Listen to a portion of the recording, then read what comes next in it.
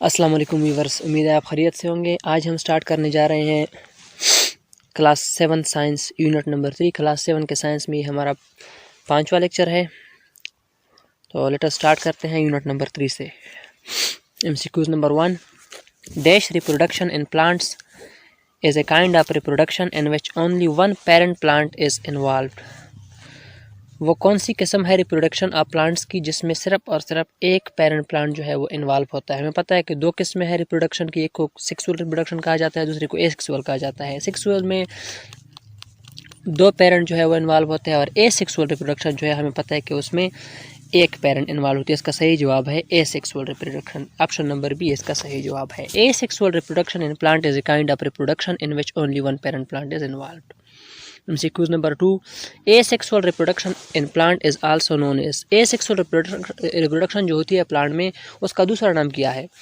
Vegetative reproduction, vegetative propagation, both A and B. इसको asexual reproduction को vegetative reproduction भी कहा जाता है, साथ साथ वेजिटेटिव प्रोपगेशन भी कहा जाता है। तो इसका सही जवाब है option number C, both A and B.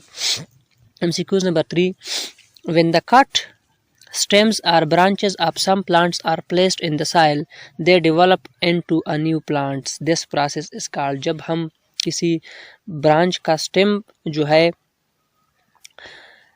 Cut करते हैं, वो किसी दूसरी जगह साइल में डबोते हैं, तो वो एक नए प्लांट में डेवलप होती है। इस प्रोसेस को क्या कहा जाता है?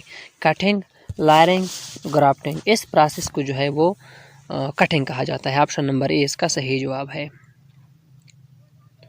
MCQs number 4, rose and mint plants develop into a new plants by the process of. ये जो ऊपर प्रोसेस हमने बयान की, तो कहते हैं कि रोज और मिंट प्लांट्स जो है, पुदीना और फूल के जो प्लांट है, वो किस तरीके से दूसरे प्लांट्स में डेवलप्ड होते हैं?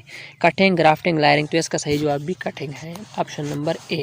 MCQs number 5, to improve quality and quantity of yield, cutting or grafted on other plants of same kind. The method is known as grafting, cutting, runners। इस प्रोसेस को ऑप्शन नंबर ए grafting कहा जाता है।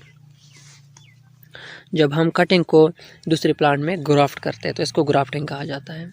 MCQs number 6, when the branches of some plants i.e. jasmine, lychee are buried in soil, they develop roots and finally a new plant is formed. This process is known as.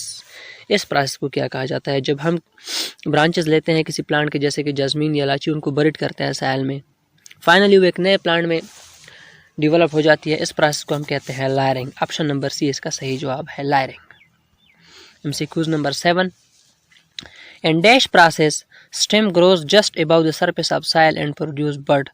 These bud detach from the parent plant and grow into new plant.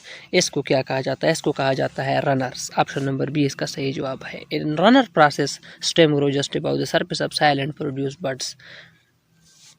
MCQs number 8, strawberries and cactus plant develop by the method of. Strawberries और cactus plant जो है ये किस तरीके से develop होते हैं? Runners, tubers, layering. इसका सही जवाब है runners, option number A. Strawberry और कैक्टस प्लांट जो है ये रनर मेथड से डेवलप होते हैं। MCQs number 9, potato developed by dash method. Potato जो है ये किस मेथड से डेवलप होती है? Tubers, runners, none of these. इसका सही जवाब है tubers. Potato developed by tuber method.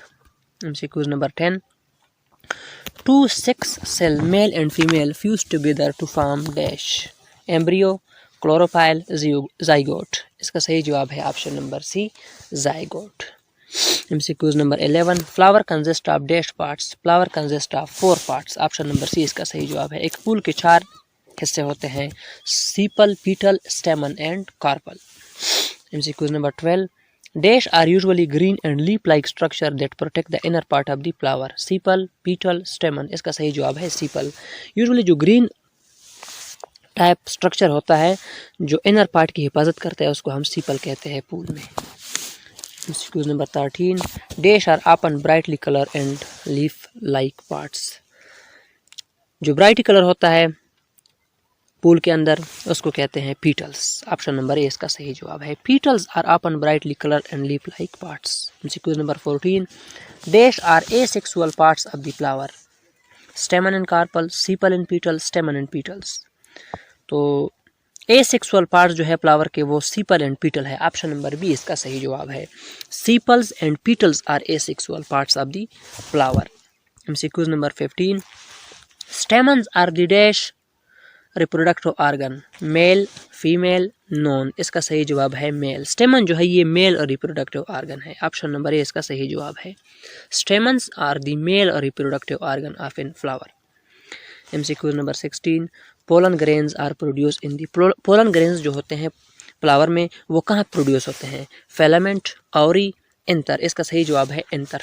Pollen grain जो है ये एंथर में प्रोड्यूस्ड होते हैं। ऑप्शन नंबर सी इसका सही जवाब है anther. MCQs number 17, dash is the female reproductive organ. कौन सा जो है ये फीमेल रिप्रोडक्टिव ऑर्गन है? कार्पल जो है ये, carpel is the female reproductive organ. Carpel इसका सही जवाब है। Option number C. MCQs number 18, each carpel has dash part. हर कार्पल के कितने पार्ट्स होते हैं? हर कार्पल के 3 पार्ट्स होते हैं, stigma, style and ovary. MCQs number 19, the transfer of pollen grains from the anther to the stigma of the carpel is called. इसको कहा जाता है पोलिनेशन। जीरगी, द ट्रांसफर ऑफ, वो आप हमें पता है आगे के पेड़ एक सेल्फ पोलिनेशन होती है, क्रॉस पोलिनेशन होती है। Transfer of pollen grain from anther to stigma जो होती है कार्पल में, इसको पोलिनेशन कहा जाता है। ऑप्शन नंबर ए इसका सही जवाब है। MCQs 20, dash is the transfer of pollen grain from stamen to the stigma of same flower और the different flower of the same plant. इसको कहा जाता है self pollination. Option number A इसका सही जवाब है। Self pollination is the transfer of pollen grain from stamen to of the same flower. And MCQs number 21, dash is the transfer of pollen grain from the anther to stigma of a flower और another plant of the same species. इसको फिर cross pollination कहा जाता है। MCQs 21 का सही जवाब है option number A, cross pollination. MCQs number 22, dash is responsible for bringing variation among plants. Self pollination, cross pollination, non.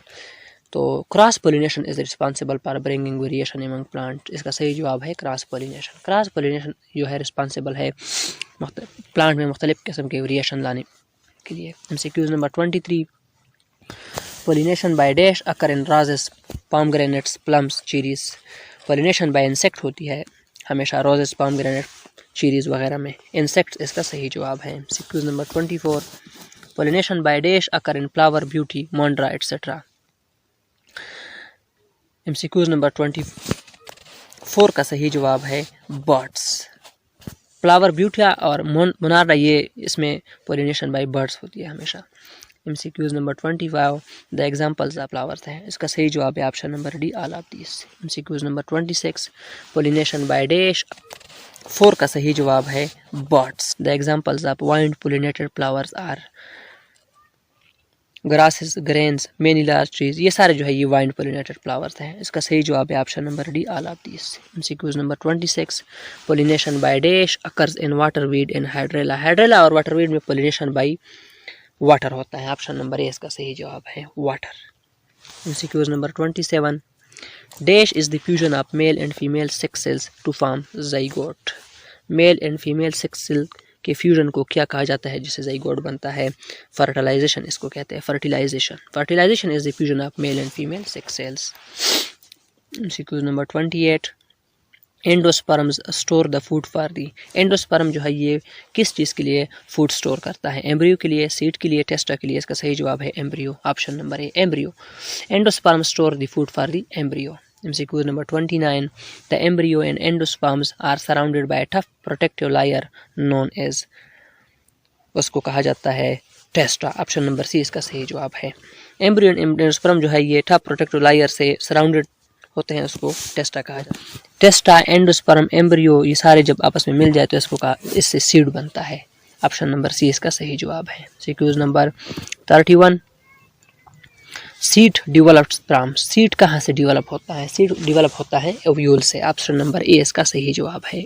Seed develop sperm ovule. MCQs number 32, which one of the following is not a reproductive structure. इसमें से कौन सा जो है ये reproductive structure नहीं है? Carpel, ovule, सीपल। सीपल जो है ये रिप्रोडक्टिव स्ट्रक्चर नहीं है, बाकी जो है ये रिप्रोडक्टिव स्ट्रक्चर है। कार्पल है, ओव्यूल है, ये रिप्रोडक्टिव है, लेकिन सीपल जो है ये रिप्रोडक्टिव स्ट्रक्चर नहीं है। उम्मीद है वीडियो आपको पसंद आई होगी। इसके बाद अगले वीडियो में हम करेंगे यूनिट नंबर 4 और उसके बाद बाकी जितनी यूनिट है। अल्लाह हाफिज़।